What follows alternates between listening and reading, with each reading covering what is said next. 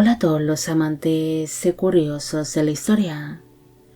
Bienvenidos a mi canal. Hoy os traigo la vida de Catalina de Portugal. Ella fue una infanta portuguesa que en un principio parecía tener un futuro bastante prometedor como la esposa de algún príncipe heredero o rey de la época, pero aquellos planes de casamiento acabarían fracasando, algo que le permitió a la infanta el convertirse en una de las mujeres más cultas y talentosas de su tiempo. Esta biografía es realizada por petición de Silvia Cristina Monroy y Noemí Elizabeth Cruz. Catalina de Avis y de Trastámara nació el 26 de noviembre de 1436 en la ciudad de Lisboa, en Portugal. Fue hija del rey Eduardo I de Portugal y de la esposa de este, la reina Leonor de Aragón. El matrimonio tuvo 9 hijos en común, siendo Catalina la penúltima de sus vástagos. La niña quedó huérfana de padre cuando apenas tenía 2 años de edad, convirtiéndose su hermano mayor, Alfonso, en el nuevo rey de Portugal, bajo el nombre de Alfonso V. A diferencia de sus hermanas, Catalina sería destinada a la vida religiosa, ingresándose en el convento de Santa Clara, mientras que sus hermanas, Leonor y Juana, serían destinadas a contraer buenos casamientos que fuesen beneficiosos para la corona portuguesa. Su hermana Leonor se acabaría convirtiendo en emperatriz consorte del Sacro Imperio Romano Germánico al casarse con el emperador Federico III de Habsburgo. En cambio, su hermana Juana llegaría a ser reina consorte de Castilla al casarse con el rey Enrique IV, el medio hermano de la conocida reina Isabel la Católica. En el año 1448, su hermano, el rey Alfonso V, fue declarado como mayor de edad y empezó a reinar en Portugal sin la necesidad de un regente.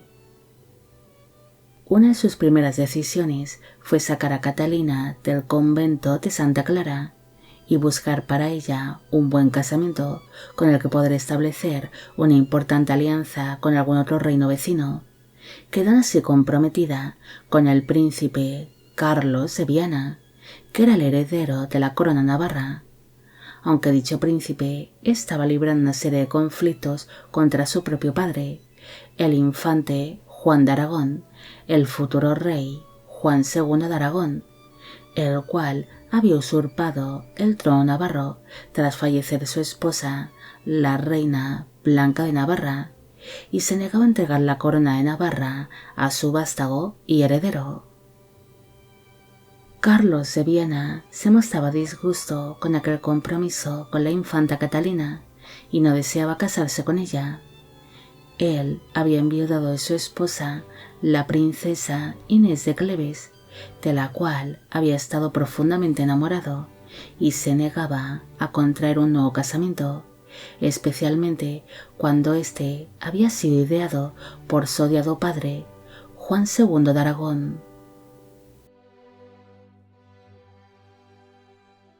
Las negociaciones matrimoniales entre Catalina y Carlos de Viana serían demasiado largas y ambas coronas no llegaron a ningún acuerdo, algo que acabaría provocando que su compromiso se rompiese.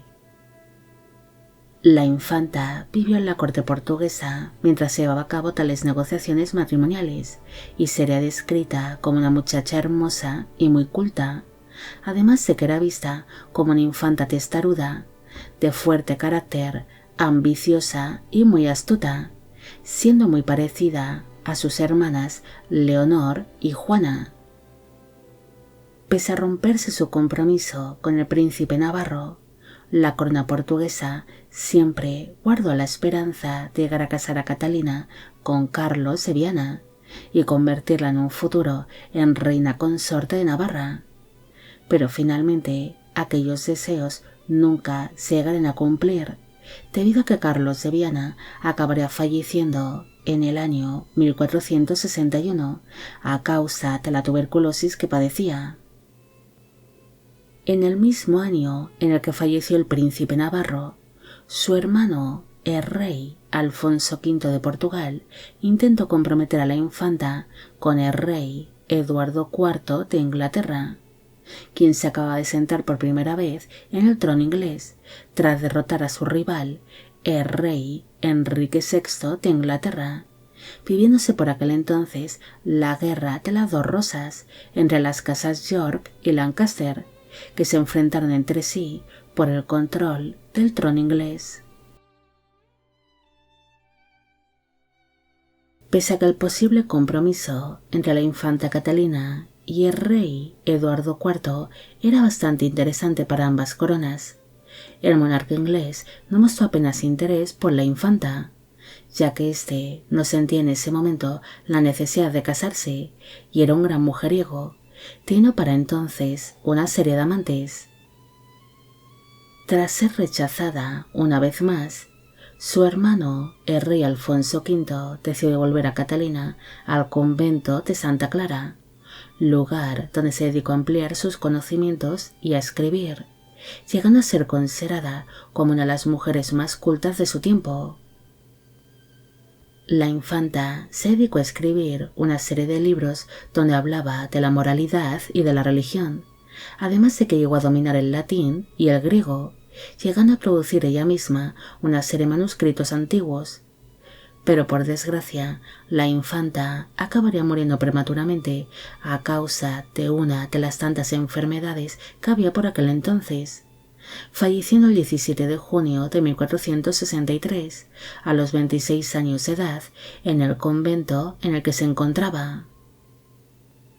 En un principio, sus restos mortales recibieron sepultura en el convento de Santo Eloy de Lisboa, lugar donde el arzobispo y cardenal Jorge da Costa ordenó construir un mausoleo para la fallecida infanta, pero dicho convento sufrió graves daños a causa del terrible terremoto que se vivió en Lisboa en el año 1755. Tras años de incertidumbre y a la espera de la reconstrucción del convento, finalmente se decidió trasladar los restos de Catalina al Museo Arqueológico del Convento do Carmo de Lisboa, lugar donde descansa desde entonces.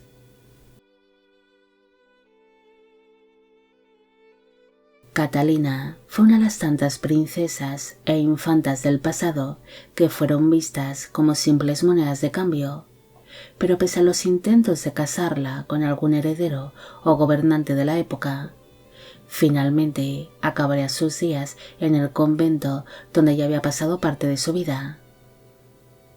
Durante su estancia final en aquel convento, la infanta pudo disfrutar de cierta libertad que le permitió el poder ampliar sus conocimientos y escribir distintos manuscritos, algo que no pueden hacer normalmente las princesas o las infantas que eran entregadas en matrimonio, debido a que sus vidas se centraban en obedecer a un esposo y el alumbrar al mayor número posible de hijos.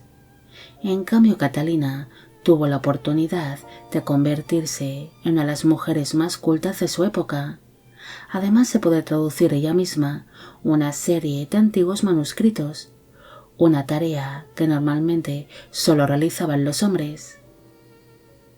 Pese a que tuvo una corta vida dedicada al conocimiento, hubiese sido interesante de que Catalina se hubiese podido casar, ya que al ser descrita como muy parecida a sus hermanas Leonor y Juana, seguro que había protagonizado algún escándalo o se habría hecho notar como consorte, al igual que hicieron sus hermanas.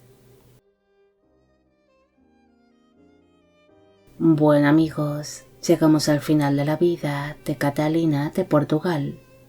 Espero que os haya gustado esta historia y espero a que a Silvia Cristina Monroy y a Noemi Elizabeth Cruz también. Como siempre, agradeceros todo el apoyo que recibe el canal. Mil gracias por ver los vídeos que voy realizando y quisiera agradeceros de corazón el que forméis parte de Biopic Channel. Hoy me gustaría saber qué os ha parecido esta historia y si conocéis a otras princesas o infantas que hayan sido consideradas como las mujeres más cultas de su época. Y con esto me despido. Hasta la próxima.